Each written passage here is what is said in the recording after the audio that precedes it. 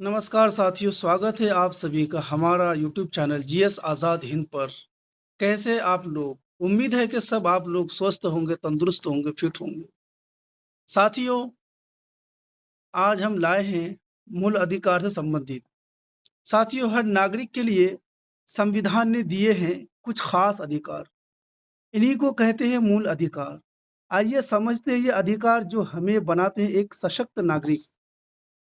साथियों, मूल अधिकार अनुच्छेद 12 से 35 से संबंधित सभी अधिकारों पर आधारित महत्वपूर्ण एमसीक्यू यानी मल्टीपल चॉइस क्वेश्चंस बनाए गए हैं जो प्रतियोगी परीक्षाओं के लिए उपयोगी है।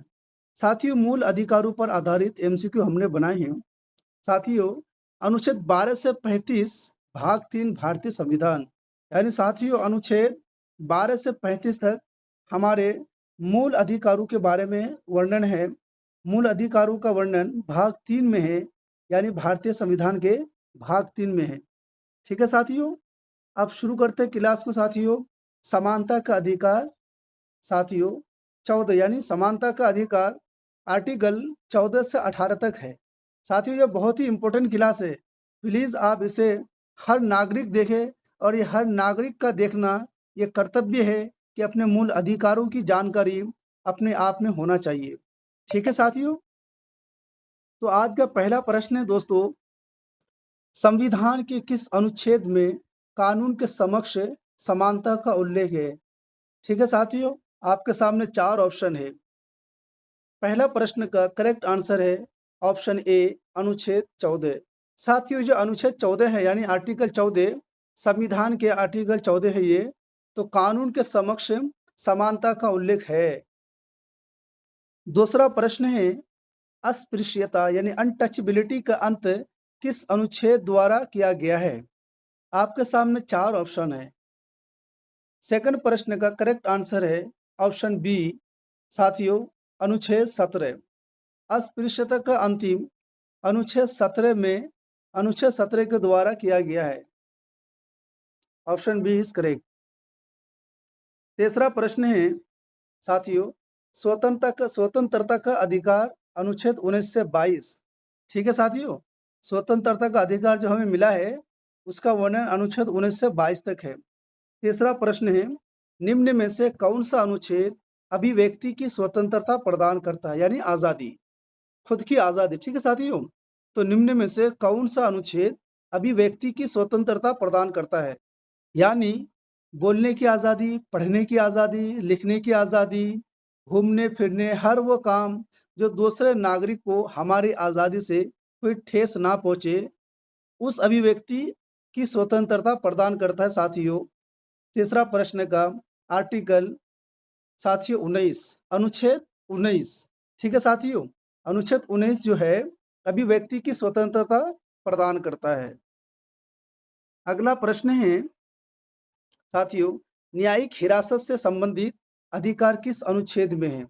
आपके सामने 4 ऑप्शन है। चौथा प्रश्न का करेक्ट आंसर है ऑप्शन डी साथियों अनुच्छेद 22। साथियों, अनुच्छेद 22 यानी आर्टिकल 22 न्यायिक हिरासत से संबंधित अधिकार है। इसे भी आप जरूर ध्यान रखना। अगला प्रश्न साथियों शोषण के विरुद्ध अधिकार अनुच्छेद 23 से 24 है। ठीक है साथियों, तो पांचवा प्रश्न है बाल श्रम निषेध किस अनुच्छेद में है? यानी बाल श्रम निषेध किस अनुच्छेद में है? पांचवा प्रश्न का करेक्ट आंसर है ऑप्शन बी अनुच्छेद 24 यानी आर्टिकल 24 बाल श्रम निषेध अनुच्छेद है। ठीक है साथियों, अगला प्रश्न है बलात् श्रम का निषेध किस अनुच्छेद के अंतर्गत आता है? आपके सामने 4 ऑप्शन है। छठा प्रश्न का करेक्ट आंसर है ऑप्शन ए अनुच्छेद 23। आर्टिकल 23 साथियों बलात् श्रम का निषेध के अंतर्गत आता है, आर्टिकल 23। अगला प्रश्न है साथियों धर्म की स्वतंत्रता का अधिकार किस अनुच्छेद में है? तो अनुच्छेद 25 से 28 तक धर्म की स्वतंत्रता का अधिकार है। ठीक है साथियों, आप मंदिर, मस्जिद, गुरुद्वारा कुछ भी बना सकते हैं जो दूसरों को ठेस ना पहुंचे जिससे। तो भारत में धार्मिक स्वतंत्रता का अधिकार किस अनुच्छेद से शुरू होता है? साथियों, सातवां प्रश्न का करेक्ट आंसर है ऑप्शन बी इज राइट। साथियों, अनुच्छेद 25 धर्म यानी भारत में धार्मिक स्वतंत्रता का अधिकार जो है साथियों, वो आर्टिकल 25 में है। ठीक है साथियों, ये बड़े ध्यान से सुनना कि भारत में धार्मिक स्वतंत्रता का अधिकार जो है वो आर्टिकल 25 में हमें मिला है। ठीक है, अगला प्रश्न है, धार्मिक शिक्षा की मनाही किस अनुच्छेद में है? ठीक है साथियों, आपके सामने चार ऑप्शन है। आठवां प्रश्न का करेक्ट आंसर है ऑप्शन सी, अनुच्छेद 28। साथियों, अनुच्छेद 28 धार्मिक शिक्षा की मनाही हमें देता है। ठीक है साथियों, यानी आर्टिकल 28 के तहत हम अपना धर्म की शिक्षा को प्राप्त कर सकते हैं। उसके लिए हम स्कूल, कॉलेज, मदरसा खोल सकते हैं, या गुरुद्वारा, जो भी हो अपने अपने धर्म के अकॉर्डिंग वो अपनी शिक्षा की मनाही कर सकते हैं। ठीक है साथियों, तो इसका संबंध किस आर्टिकल से है? आर्टिकल 28। अगला प्रश्न है, सांस्कृतिक साथियों, संस्कृति और शिक्षा संबंधी अधिकार किस आर्टिकल में है? अनुच्छेद 29 से 30 तक। ठीक है साथियों, अल्पसंख्यकों को अपनी भाषा और संस्कृति के संरक्षण का अधिकार किस अनुच्छेद में है?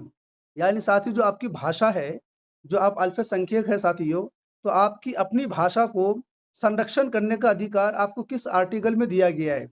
चाहे आप हिंदी बोलते हो, बंगला बोलते हो, मराठी बोलते हो, तमिल बोलते हो, उर्दू बोलते हो, संस्कृति बोलते हो, जो भी भाषाएँ बोलते हो साथियों, तो अल्पसंख्यकों के मामले में जो भाषा आप बात करते हैं, जिस भाषा की या जो भाषा आप बोलते हैं, उस भाषा की संरक्षण करने के लिए आपको संविधान में आर्टिकल दिया गया साथियों, आर्टिकल 29, यानी अनुच्छेद 29, ऑप्शन सी इज़ करेक्ट। साथियों, अनुच्छेद 29 के तहत आप अपनी भाषा की संरक्षण कर सकते हैं। ये आपको अधिकार देता है आर्टिकल 29 यानी 29।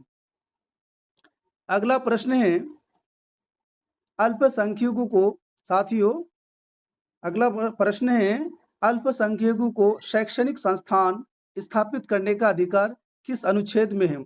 यानी साथियों, उस प्रश्न का मतलब ये है कि आपको किस आर्टिकल में कहा गया है कि आप अपने लिए अपनी शैक्षणिक संस्था यानी मदरसा हो गया, कॉलेज हो गया, जो भी एजुकेशन या गुरुद्वारा हो गया, जिसमें भी आप पढ़ाना चाहते हैं या उसकी स्थापना करना चाहते हैं साथियों, तो इसके लिए आपको संविधान में ये हक दिया है कि आप आर्टिकल 30 यानी ऑप्शन बी इज करेक्ट साथियों, अनुच्छेद 30 के तहत आप लोग अपने शैक्षणिक संस्था स्थापित करने का अधिकार है आपको, कि आप अपना संस्थान यानी शैक्षणिक संस्थान स्थापित कर सकते हैं आर्टिकल 30 के तहत।